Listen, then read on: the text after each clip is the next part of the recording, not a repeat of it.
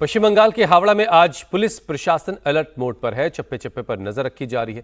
दरअसल आज रामनवमी के मौके पर हावड़ा में 2 शोभा यात्रा निकाली जानी है।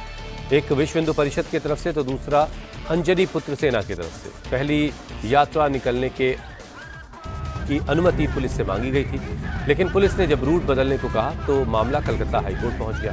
यहां कोर्ट ने सशर्त शोभा यात्रा निकालने को इजाजत दी। शोभा यात्रा में 500 लोग से ज्यादा नहीं जाएंगे। साथ ही हथियार ले जाने पर भी पाबंदी रहेगी। हालांकि कल जो शोभा यात्रा निकाली गई उसमें बड़ी संख्या में लोगों ने हथियार ले रखे थे। ऐसे में कोर्ट के आदेश को देखते हुए आज पुलिस की तरफ से पुख्ता इंतजाम किए गए और पुलिस ड्रोन से इलाके पर नजर रख रही।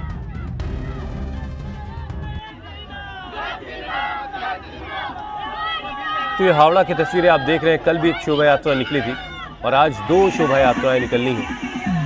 शोभा यात्रा में एक तरफ भगवा झंडे के साथ जय श्री राम के नारों की गूंज दिखी, तो दूसरी ओर लोगों के हाथों में लाठी डंडे, तीर तलवार और फरसे थे।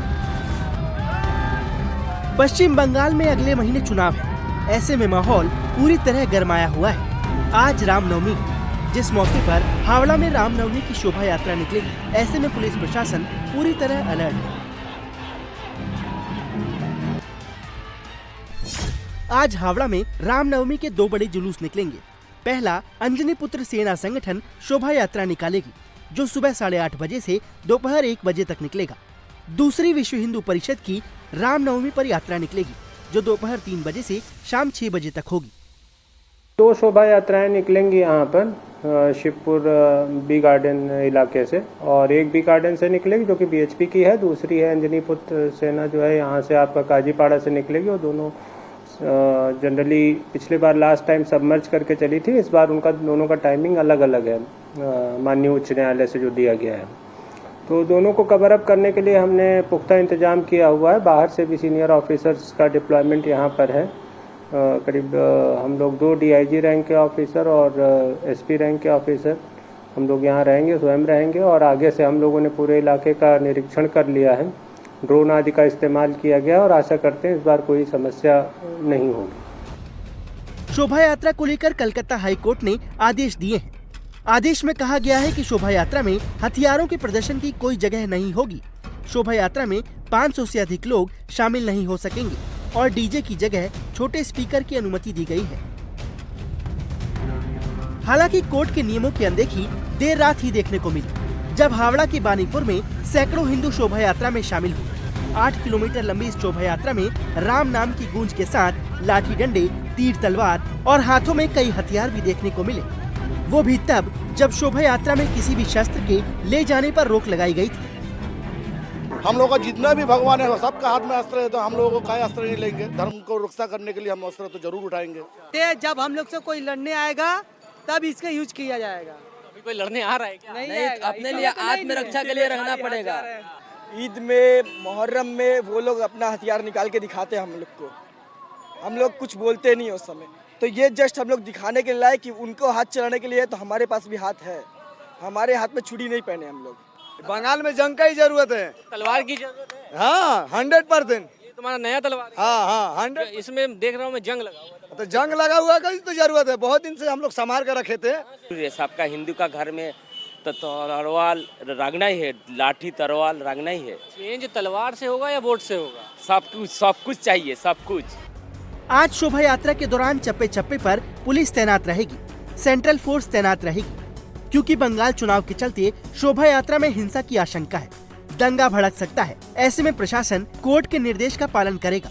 हालांकि बीजेपी अध्यक्ष नितिन नबीन ने ममता सरकार पर निशाना साधते हुए कहा कि ये बंगाल का दुर्भाग्य है कि यहाँ हिंदू अपने त्योहार भी उत्साह के साथ नहीं मना सकते। उसके लिए भी कोर्ट की परमिशन लेनी पड़ती है।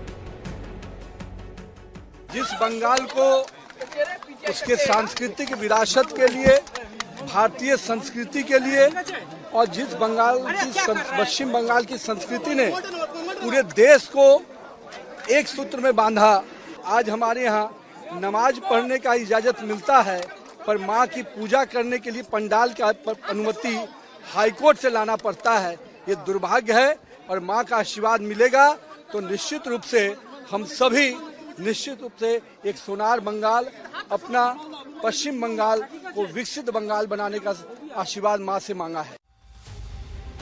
बीजेपी ने बंगाल सरकार को घेरा तो ममता बनर्जी ने बीजेपी को सबसे बड़ी धोखेबाज पार्टी बताया और आरोप लगाया कि सबसे ज्यादा मंदिर बीजेपी की सरकार ने ही तोड़े हैं।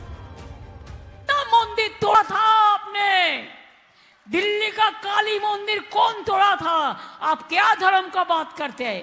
हम हिंदुस्तान में जो जन्म लिया है ना, बंगाल धर्म का सबसे बड़ा जगह है जो हर धर्म को लेके चलता है, मोहब्बत से, प्यार से, रिश्ता से। हर फेस्टिवल हमारा फेस्टिवल होता है। राम तुम्हादेर केना नय, राम राज्य माने भालो राज्य।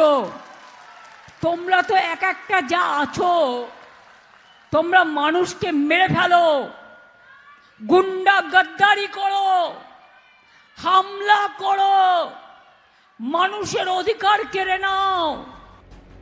मुख्यमंत्री बीजेपी को घेर रही हैं, राम को अपना बता रही हैं, लेकिन दीदी की पुलिस रामनवमी में लगने वाले टेम्परेरी कैंप को बनने से रोक रही है। यह आरोप लगाया बीजेपी नेता शुवेंदु अधिकारी ने। उन्होंने कहा कि पुलिस उन्हें टेम्परेरी कैंप बनाने के लिए बांस ले जाने से रोक रही है, लेकिन वो डरने वाले नहीं है। এখন এমসিসি চলছে, ওরা মনে করছে এখনো মমতা ব্যানার্জি যা বলবে সেটাই হবে, কেউ প্রতিবাদ করবে না, কেউ মানবে না। আমাকে মোদিজি এখানে পাঠিয়েছেন, দাঁড় করিয়েছেন গুন্ডা রাজ খতম করার জন্য, জঙ্গল রাজ খতম করার জন্য, সিন্ডিকেট রাজ খতম করার জন্য, পুলিশের রাজ খতম করার জন্য। সেই জন্য আমি কোনা এক্সপ্রেসের কাছে এসে ঘটনাটা শুনলাম, শুনে আমি এলাম। যদি কটা বাসকে এখন থেকে ভয় পেতে শুরু করেন তাহলে ভোটে কি অবস্থা হবে বুঝুন। এখন তো অনেক বাকি, 29 এপ্রিল ভোট, 30 দিনেরও বেশি সময় আছে। वहीं रामनवमी से पहले बंगाल में बनने वाले राम मंदिर पर होने वाले खर्च का ब्यौरा सामने आ गया है। जानकारी के मुताबिक 100 करोड़ की लागत से भव्य मंदिर बनेगा। नदिया के शांतिपुर में कृतिबास ओझा की रामायण से प्रेरित बंगाल राम की थीम पर भव्य राम मंदिर बनाने की तैयारी शुरू हो गई है, जो कि 15 बीघा जमीन पर 100 करोड़ की लागत से बनने वाला है और 2028 तक तैयार हो जाएगा। बंगाल में चुनावी माहौल के बीच राम पर सियासत जोरों पर है।